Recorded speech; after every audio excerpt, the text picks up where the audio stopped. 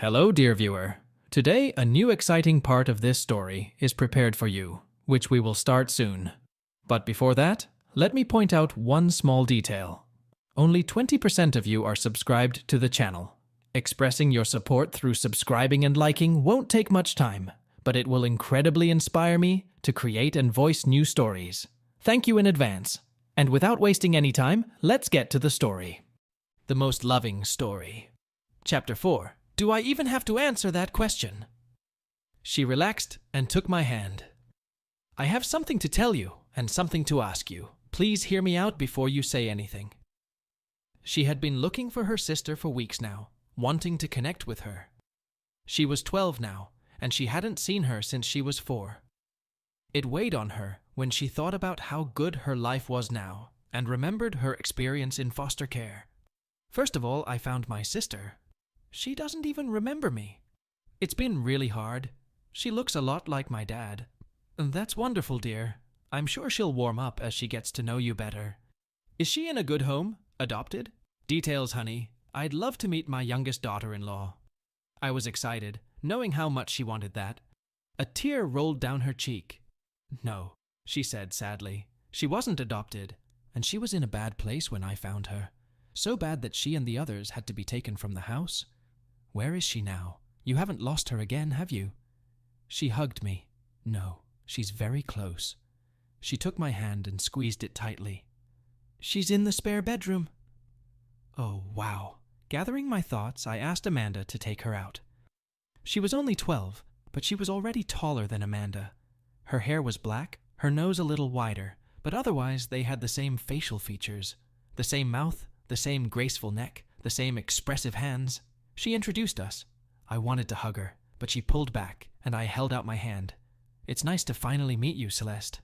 Amanda talks about you often. Where the hell was she while I was living in this hole? Why hasn't she looked for me until now? I could have been here years ago. The anger in her voice shook me. Amanda stepped in. I'm already here, darling. I came for you as soon as I could. 4 years ago, I couldn't take care of myself. There was no way I could give an 8-year-old girl what she needed. I had to grow up first. I'm sorry if you're angry. Let's see if we can make it up to you. Celeste was on a roll. Oh, that's just wonderful. Am I going to live with the Cleavers now? Wear fancy dresses and giggle at the boys? Immediately, I know all about boys. Why do you think they shut the house down? The boys only want one thing, and it's right here. She grabbed her crotch. As soon as you walk out the door, hubby is going to try to make me his little bitch. Let's get this over with. Give me some money, let me go, and I'm yours for the night. Deal? Amanda was shockingly silent. I was furious. Maybe we'll just give you a warm bed for the night and send you on your way tomorrow. If what you had is better than what we're offering, accept it. Come to think of it, I didn't offer you anything. I'll tell you what. If we talk things out and decide we want you with us, you'll keep a polite tongue in your head and not give us shit. The most important thing in my life is my wife, and I will not let her suffer or agonize over the fact that you had a hard life. Her life hasn't been sweet and easy. Listen to her story sometime and see if you have any empathy. Do we understand each other? She turned pale and backed away from me, but as soon as I stopped, her bravado returned. Fuck you. I don't need a father. I don't need a sister or a mother. I don't need a damn thing from any of you. Clear enough. I turned to Amanda and hugged her. She started to cry. I stroked her hair. I'm so sorry, honey. I know how much you wanted this. It seems like you were too late. It's not your fault, do you hear me? It's not your fault. Maybe eventually she'll grow up and realize that. I stepped back and looked at both of them. I'm going to start grilling. You two talk. Maybe you can come to an agreement. Celeste, you're here for at least the night. I expect you to be on your best behavior and stop swearing. They talked while I set up the grill and cooked. I left the curtain open just in case. I could hear the screams, see Amanda crying. It broke my heart. Then Amanda said something that made Celeste cry. And they started hugging. Maybe there was hope after all. There wasn't much conversation at dinner, but there were no outbursts of anger either. Celeste ate 2 steaks and 2 huge baked potatoes. She even helped Amanda wash the dishes. They came into the living room to say they'd be out for an hour. They needed to pick up some things. Clothes for Celeste, I suggested. While they were gone, I sat and thought. reflecting on a society that treats children like unnecessary baggage. They returned, and Celeste giggled. She even said goodnight to us by showing off her new footed pajamas. We talked while lying in bed after she fell asleep. Can we keep her, at least for a while? I'll be responsible for her, and you won't even notice her. I chuckled dryly. I doubt it. Okay, she can stay, temporarily. But she has to behave. Thank you, darling. I knew I could count on you. The state was happy to grant Amanda custody. She was in a stable marriage, lived in a good neighborhood, and had references from Sam, Helen, and half the bar. Plus, they wouldn't have to pay anything. When I asked where her Social Security money was, they were confused. No one had filed for it. I hired a lawyer, and he made the arrangements. When everything was settled, they had to give all the money she was owed for the last 8 years to us as guardians. She also got $700 a month until she was 18. We put them in the college fund. She could access them at 18 if she went to school. If not, she'd get the full amount at 21. That would almost be enough to pay for all 4 years of school if she was careful. Celeste wasn't as grateful as we had hoped and complained that she had to get them early to buy a car. It's still almost 4 years away. We'll see what happens between now and then. I ended up being the bad guy to make it easier for Amanda. Celeste took great offense to this, but knew better than to try to play us off against each other. The first time she was grounded for a month. She was falling behind in school, mostly due to inattention. At first, she refused my help, but Amanda kind of forced her, giving her rewards for good grades, and she started to listen.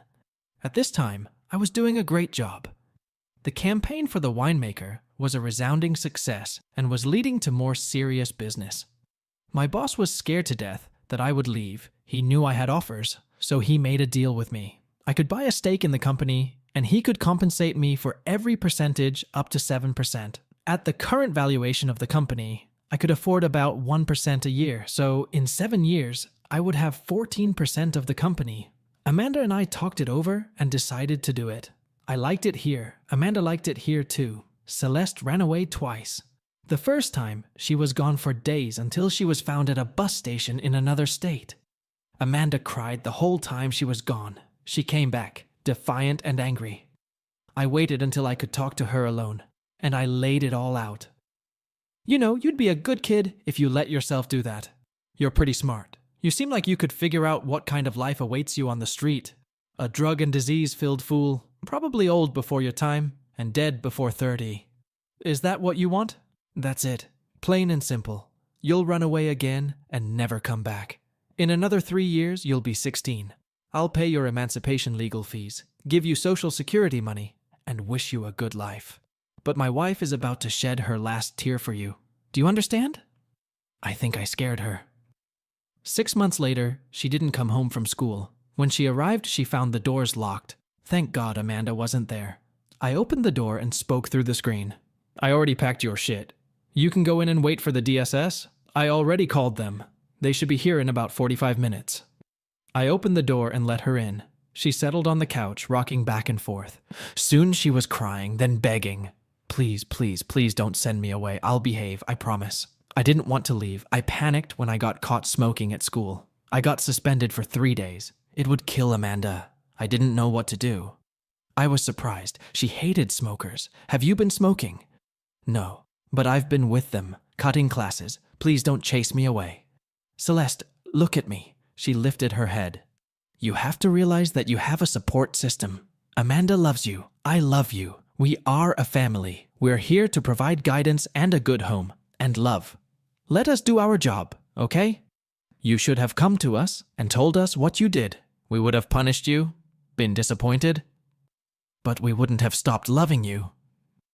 When I told her I loved her, the tears flowed, and she threw herself into my arms, sobbing heartily. Amanda came in. What's going on? She asked nervously. Our baby's growing up, honey. She did something bad, got caught, came home, and told me all about it. I truly believe she realizes what she did and regrets it. I'll let her tell you about it. Here. I handed it over and went outside, catching a DSS employee at the mailbox. Hi, Denise. Sorry, it was a false alarm. She got caught doing something she shouldn't have done and got suspended for 3 days. Nothing serious, but she was afraid to face us. Amanda's with her now. figuring out what happened. They're inside if you want to check on them." She sighed. "I should, but I think I can trust you." Now I can go home and make dinner for Fred and have a family meal for once. "Thanks, Denise," I said, feeling bad about taking time away from her family. "Why don't you guys come over on Sunday? I've got a couple Bostons I'm thinking of grilling." "Sounds good, Jace. But our church is having a reunion party tonight. There's going to be a big dinner. Why don't you guys come there? There's an informal competition among us as to how many guests we can invite, and you guys can beat me to it." I told her I would give it to the girls and went inside. "Who was that?" "It was Denise, honey. She saw me on the street and stopped to invite us to the reunion. Do you guys want to go?" I wouldn't say no. They have a new young reverend. He's pretty good looking. I'll call her and see what she wants me to bring. Celeste watched me, smirking. I tried to look stern, but I couldn't. She jumped off the couch. "I know I'm grounded for a month, but I can go to church, right? Bobby Smith goes to this church, doesn't he?" "Celeste, you're 13. You'll have time for that later. Much later. Between the two of you, lightning will strike the church." They both smirked, and Celeste said men, then went to help her sister with dinner. It was at that moment that I realized that my little family was going to be okay. This week was a very important week for our little family. Celeste was on the honors list for the first time, and she was supposed to start learning to drive in the summer. The thought of someone at such a young age driving a car scared me a lot. Amanda received her diploma today, holding it like it was a lifeline in a rough sea. She even gave a little speech that brought the whole house to tears. She talked about her childhood, her sister's childhood, and how she made it this far because she had someone who believed in her and wouldn't let her stop. She thanked me for being the best husband ever, and Celeste for being the perfect daughter. Believe, hope, have faith in yourself. You may not be as lucky as I was, but you will be a better person if you try. The next day, we threw a party for her, and our little house was filled to capacity. My mom came over to celebrate her accomplishment. Our bar buddies, most of my work friends, including my boss, Denise from DSS, and surprisingly, Jack Edwards and his wife. I thought they were still in Italy. After everyone left, they lingered, waiting to pick up Celeste for the weekend. They married late and had no children. June fell in love with Amanda and treated her like the daughter she never had. When Celeste came along, she was over the moon. She would leave her for the weekend once a month so that Amanda and I could have some personal time. She always brought Celeste back with at least one new outfit. Mom got involved in this too, and over the summer, Celeste was hardly ever home. I complained, and the pack jumped on me almost immediately. "Your girls have had a hard life, Jace. The best thing that happened to them was you. I always wanted a daughter and a grandchild. Thank you for that. So stop complaining because your daughter is growing up and socializing with her grandparents. We should be spoiling her. I have a suggestion to take the pressure off Celeste. Give us a couple more grandchildren. That way it will be easier to share." After this speech, Mom sat back, smirking slightly. We heard a sob and looked at Celeste. Soon the women huddled over Celeste, stroking her and whispering soothing words. When they calmed down, I started to ask, but Amanda silenced me. June immediately jumped up. "Obey your mother, Jace. And you, Amanda. We're not getting any younger. Give them to us soon, while we're still able to chase them." I looked at Jack and he only grinned. "I think it's a great idea." Before she left, Celeste hugged me for a long time, snuggling against me. We didn't go to the bar as much as we used to. Kids limit your options, but I still went sometimes after work. Celeste usually had something going on that required transportation, so Amanda became the all-purpose mom, taking her to band practice, soccer practice, games, etc. I was usually not there, but I made sure to go to all of her games. One sunny Saturday afternoon, at the end of a soccer game, I sat and listened to her and her teammates chatting, trying to decide where to go to celebrate the victory. Now she was going with groups, which confused me a little because at these events they usually went in pairs. Amanda laughed. "Even if you wanted to, honey, you can't stop her growing up. It's good practice for kids when it's time for one-on-one dates, and they almost all go accompanied, the only exceptions being going to the movies and hanging out at the mall. Trust me, she'll die before she disappoints her daddy." It was right after Amanda graduated from high school, and we were at church. The kids wanted to go get ice cream afterward, so I went over. "There's your dad. Ask him if everything is all right." She looked at me and lowered her eyes. "Daddy, can I go out for ice cream with Mrs. Jenkins and my friends?" It hit me hard, and tears came to my eyes. "Sure, babe. Here's a 20. She giggled, took the money, and ran off, shouting after her, "Bye, Mum. Bye, Dad. I'll be home by 7. Amanda had to drive us home. After that, we became Mum and Dad. It's just easier than every time someone says something about it, and I have to explain. Besides, you treat me like a kid anyway. Plus, I like it," she explained, smirking. I liked it too. Our friend Sam had a stroke. Not very severe, but serious enough that he had to give up work. All their friends helped, but it soon became clear that Helen was not coping. One Sunday after church, Amanda came to see me. We were going for a ride. Celeste had gone out with some friends. "Before we go, I want to ask you something. Let me tell you everything before you say anything. It's important to me." I hoped it wasn't that bad. I love being a mom to Celeste. I love being your wife. But Helen needs help, and I want to use my degree. I've discussed it with Helen and Sam, and they're all in favor of it. I want to go back to work at the bar, not as an employee, but as a partner. Helen will run the bar with Sam's help, and I'll take over the kitchen. Will you think about it? I did as we drove. We stopped at the bar, and I looked at him with new eyes. He was in good shape, but he could use a little touch-up. Helen came in, and Amanda excused herself, heading for the kitchen. "What do you think?" "I think it's very important. I don't want to lose my wife to the business. You know my background, and I'm a little sensitive to the fact that my wife will be working a different schedule. Plus, we have Celeste to consider, and I need to know how much money we're talking about. In the end, I'll probably say yes. She knows I can't say no to her." Helen patted my arm. "You won't lose her, dear. She's already got it all planned out, so she won't be away from you as much once everything is ready and everyone is trained. She has big plans. She's even encouraged Sam and me. So we talked it over. I put our finances in her hands a long time ago. She was great at stretching dollars. Oh, I had a general idea, but she usually paid the bills. All of our cars were paid for, even the 3-year-old minivan she used to transport Celeste and all of her friends.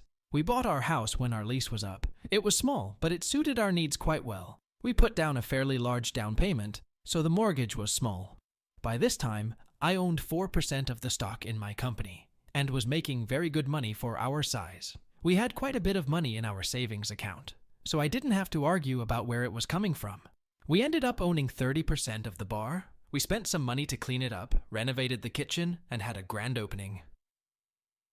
Business picked up almost immediately. All the old regulars were happy with the new look of the place, and the new customers liked the atmosphere. Now the place opened at 11 o'clock to serve diners. Amanda was working miracles in the kitchen. Gone were the usual hamburgers and fries. They were still offering them, just a little embellished. There were new toppings to choose from: avocado slices, hot peppers, spinach leaves, 4 kinds of cheese, and anything else she could think of to put on a burger. The same goes for hot dogs. A favorite hot dog was topped with fried onions and mushrooms, spicy mustard, and dill relish. French fries were no longer offered. Instead, you got homemade fries, sliced almost as thin as chips, hand-cut, and soaked overnight in a variety of flavors. She also added soups, all homemade. Potato, with cheese and bacon bits. Tomato, with half and half mix. The most popular was a pork-based stew with lots of herbs. One of her upgrades was a large gas grill, and you could grill vegetables in season. She insisted on buying from local farmers as much as possible, and hung a large chalkboard on the kitchen door with information about which farm was supplying vegetables or meat for the day. The farmers loved it. The regulars were a little wary at first, but soon you could hear discussions and sometimes arguments about which farm produced the best produce and which fresh herbs and spices went best with which dishes. It was funny to see 2 big bikers almost fighting over whether pumpkin soup or walnut soup was better. She also added a wine list, all local wines, with Jack's taking the top spot. Funny, but in our state, you couldn't serve wine in establishments with pool tables, so they had to be removed. Helen and Sam didn't mind, because that's where the fights usually started, and they could have added 8 more tables to the place. Helen took the initiative and made a deal with a local brewer to represent his beer on tap. A local restaurant critic who had heard good things about it paid us a visit. We didn't even know about it until the review came out. The best hidden gem in the state, read the caption, followed by an excellent review. Sam's Bar and Grill, located on Swan Pond Road just outside the city limits, has been around for 75 years. A local favorite, but with the arrival of minority owner Amanda Gooding and her recent kitchen revamp, it has stepped out of the shadows and into the spotlight. I'm sure the regulars would have preferred the restaurant stay local, but word of mouth has spread and there's no turning back. Blue collars, white collars, bikers, farmers, college kids, all rubbing elbows in friendship. The only time I heard raised voices was when two customers were arguing about which herb should predominate in pork stew, rosemary or basil. I sided with the biker because he was bigger, and I've always liked rosemary. It serves simple food, well seasoned and prepared, at a reasonable price. The service is excellent, the atmosphere is casual, and the cleanliness is almost sparkling. The sanitary rating is 102, just 1 point short of perfection. I complimented Mrs. Gooding, and she promised that in 6 months they would get a top rating if she had to wear her entire staff to death. Located outside the city limits, it offers only beer and wine, but no liquor. Helen Connors, manager and principal owner, along with her husband Sam, says they have no intention of getting a liquor license if the city limits expand to include them. It's so much easier without alcohol, she says. The bar area looks like a good old-fashioned saloon. There are local beers and wines on offer, as well as a full range of national brands. The staff are well trained and can easily explain the difference between a pilsner, lager, or glass, dry white and sweet red. It's a bit out of the way, but the trip is worth it. I've been here 3 times, taking 3 different specialties, and each time I've been satisfied with the quality, quantity, and service. And one more thing. I demand that you try the banana pudding. It's my weakness, and it's the best thing I've ever tasted, and I've tasted quite a few over the years. Helen and Amanda just looked at each other and grinned. I didn't know who he was, Amanda said.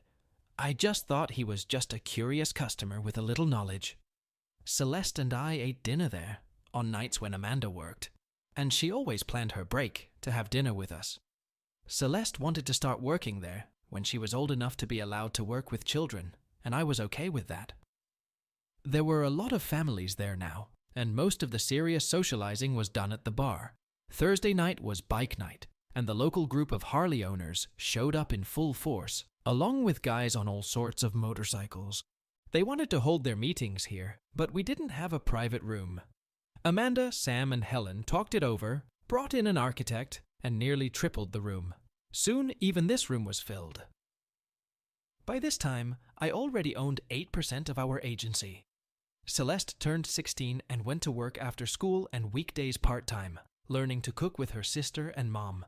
Her goal was to attend a local cooking school when she graduated from high school. She wanted a Dart, but there was no way I wanted to give a 16-year-old girl something that could go that fast. Instead, we got her a Mustang, but not one of those turbo monsters, but one with a small V6. It still went pretty fast though. Amanda was almost 26, and I was ready to start our little family. She agreed, but wanted to wait until Celeste finished school so she could focus on the baby. Celeste laughed as she walked into our conversation. Mom, do I look like a child? I can take care of myself. You should think about Dad. Get me a baby sister or brother or nephew while he's still young enough to help take care of them. I thought her argument had merit, but Amanda just laughed and said we'd talk about it later. Our business was also expanding. My advertising campaign for Jack's resulted in a significant increase in business, especially among local liquor producers. We were now servicing 2 more wineries and 3 breweries, as well as negotiating with a local distillery that was just beginning to gain national attention. I was at a regional conference when I ran into an old friend. I hadn't seen Ada in almost 6 years, still an ebony goddess, but maturity had added to her beauty. I saw her first and crept up behind her. Still haven't forgotten about the color lines? I'm tired of waiting for you, but this place is full of white guys practically drooling over you right now. Of course, I hugged her tightly as I spoke. She was shocked at first, but when she realized who I was, she hugged back. Jace, It's good to see you. How are you? Where have you been? You just disappeared off the face of the earth. I've missed you. There were times when I needed good advice and support. We sat down at a table and talked for an hour. She was divorced. Her husband had cheated on her, and she had caught him. Apparently, he wasn't as strict about color type as I was. A small, thin, blonde man with the figure of a 12-year-old boy. I caught him. He promised me it was over. We went to counseling. I was already sure it was over between us when she came in pregnant. After that, I never saw him again. He didn't even show up for the final maternity session. I took her hand. I'm sorry, Ida. I know what it's like. Is there anyone in your life right now? No, it's probably too soon. I'm thinking of making a change. My agency was sold, and I don't like the new owners. I think the only reason they're keeping me is because I'm so good at what I do. I really need a change. I grinned, pulling out a card. Have you ever thought about moving to the sunny south? Think about it and give me a call. To my surprise, she took the card. Before we left, she asked me about my life. I raised my hand so she could see my wedding ring. I literally thank God every day for the life I have now. I have a wonderful woman, a good daughter, a great job, and a great group of very good friends. Here you go. I pulled out the pictures of Amanda and Celeste. She looked at them in surprise. How did you manage to get such a beautiful woman? And the daughter looks just like her, except for the color of her hair. And she looks so young. Did she really give birth to a daughter when she was 6 years old? I laughed and explained. She hugged me tightly, genuinely happy for me. I didn't remember it until later, but neither of us brought up the subject of Becky, not once. 2 months later, my boss called me into his office and tossed me a resume. Look at this. She gave you a recommendation, even said you trained her. Is she any good? I looked at him and grinned. I may have coached her, but she's a natural. She's better than me right now. If we can afford her, we'd be idiots not to hire her.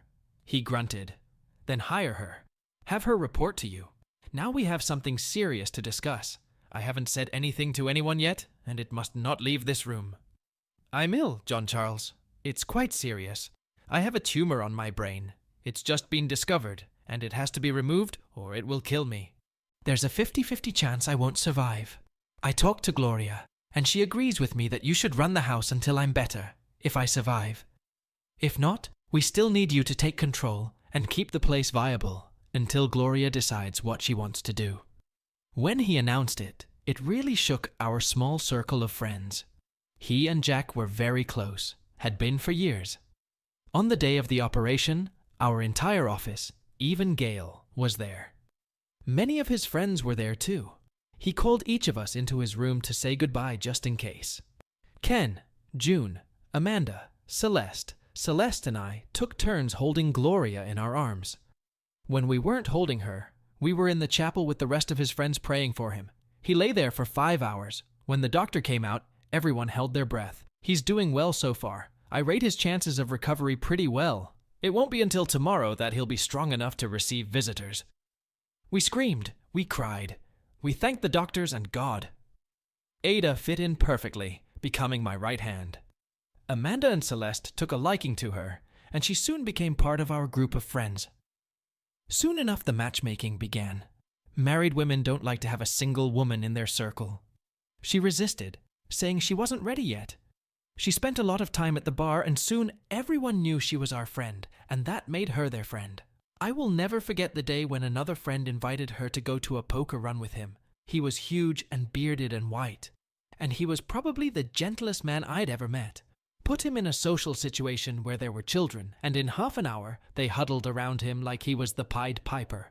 His wife turned out to be a cold, conniving bitch who had several affairs before he found out. It ruined him, and she called him the biggest girl she'd ever met. Her new boyfriend thought he could get away with disrespecting him. Huge mistake. Sam and I bailed him out, got him a lawyer, and got the case hushed up, but the damage was done. 18 months later, and he still hadn't even thought about dating. Ada surprised us all by agreeing that they should go on a date first to get to know each other better. It must have been one hell of a date, because they were smiling like crazy during the poker game. 8 months later, she had a very pretty rock and was 3 months pregnant. My life changed abruptly when a woman, Alice Johnson, contacted me and asked if we wanted to do an ad campaign for her. She even had a plan. It got me thinking. Clients rarely have good ideas, and some are so attached to them that they insist we do things their way. I usually refer them to someone else, because when they say no, they never understand why. She worked as a personal manager, specializing in fighters. Her new sister-in-law was Bettina Bang Bang Burke, now Stewart, a middleweight MMA fighter and world champion in her category. The campaign was not for her, but for a charity they both supported. I was hesitant, but agreed to the meeting. Ida and I met her at the airport, had lunch, and she told us what she wanted. I had to admit it was very clever.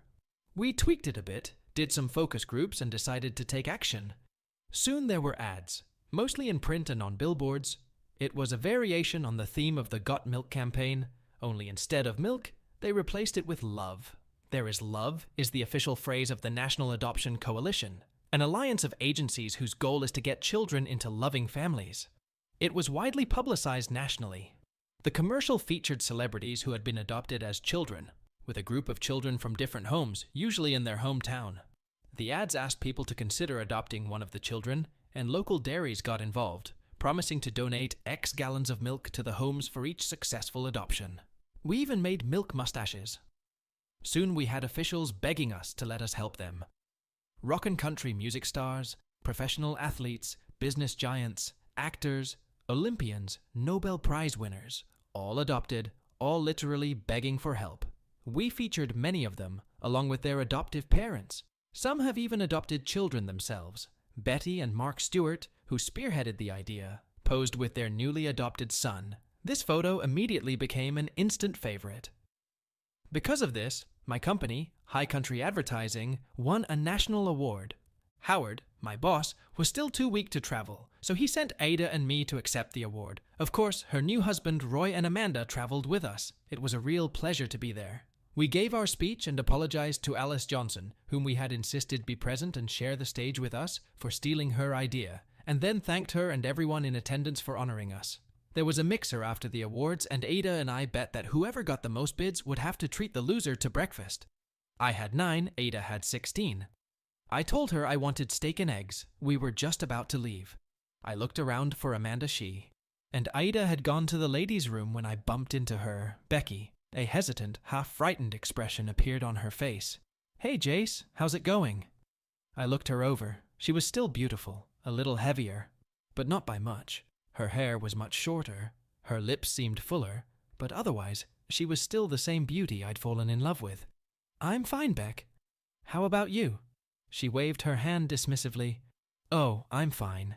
Congratulations on your award. And it was good to see Ida again. She said she works for you now." I answered the implied question. "I prefer to say she works with me. I'm the minority owner and current manager of High Country Advertising. I've been working there since. I like it.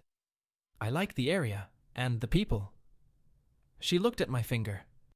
"There seems to be one in there that you really like." I don't know if it hurt her feelings, but I smiled, rubbing my streak. "Yes, there is. I see you found someone too." On her finger was what could only be described as a stone. She turned it around in a nervous gesture. "Yes, and I'm satisfied. But Jace, late at night, when you're lying next to her, do you ever think about me? If you'd just forgiven me, we'd still be together." I sighed. "I used to think about you a lot. But then I met Amanda and you became a distant memory." "Oh, I haven't forgotten you. Every now and then something triggers memories of happier times, but they're fleeting." She suddenly grabbed my arm. "We can start all over again. I'll drop it in a minute if you take me back. I never got over you. We were meant to be together." I heard a sharp gasp behind me as I gently removed her hand. "No, they weren't, Beck. If they were, you'd never cheat, and I'd never find Amanda. There's more love and loyalty in the tip of her little finger than in your whole body. I'm so sorry, Becky. Please try to live a good life." I was just starting to walk away when I felt a small hand slip into mine. "Who's your friend, sweetie?" Amanda asked, with an indifferent smile on her face. "This is Becky, who I knew in my old town. Becky, I'd like to introduce you to my wife, Amanda." They didn't offer to shake hands, just looked at each other and mentally wrestled. I looked at them together. Becky, in her 30s, in a simple black dress, and Amanda, still blossoming with youth at 26, her green floor-length dress matching her eyes, her coppery red hair cascading down her back, and marveled again at how lucky I really was. Amanda broke contact and turned to me, smiling. "Honey, I know it's early, but could you take me to my room? I seem to be having an evening bout of morning sickness." She stopped, put her hand to her mouth, and giggled. "Oh, I was going to surprise you tonight. Now it's too late. Congratulations, sweetie. It's a boy." I think I heard a sigh behind me, but suddenly the only thing in the world worth my attention was right in front of me. I wrapped her in my arms, kissing her and crying, and she giggled. Eventually she had to slap me on the back to get me to let her go. There was a massive celebration at the bar. Amanda smiled and thanked everyone, but when we got home, she grabbed my balls and squeezed. I thought I was going to pass out until she let go of them, and then gently stroked them. "I'll kiss them in a minute, and they'll feel better. I just wanted to make sure you were giving me your full attention. I know who you were talking to in New York. If I ever see you in the same room with that bitch again, I'm going to put earrings on your balls. Do you understand?" She started squeezing me again. I vowed to her that it would never, ever happen again. She let go of me and purred in my ear. "Thank you, dear. And I heard what you said to her. That was so sweet. Besides, you're going to need those balls. I still want that girl."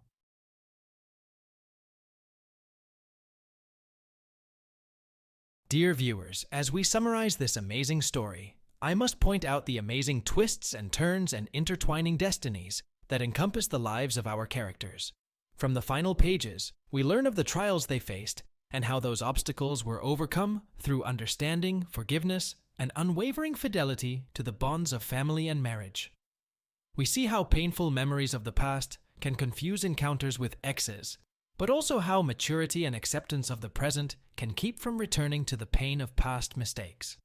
The profound realization that love and devotion do not equal past hurts demonstrates our protagonist's psychological resilience and his ability to face the future honestly. Amanda's intervention emphasizes that there is no more room for doubt in their relationship, and that they have built a bond on trust and honesty.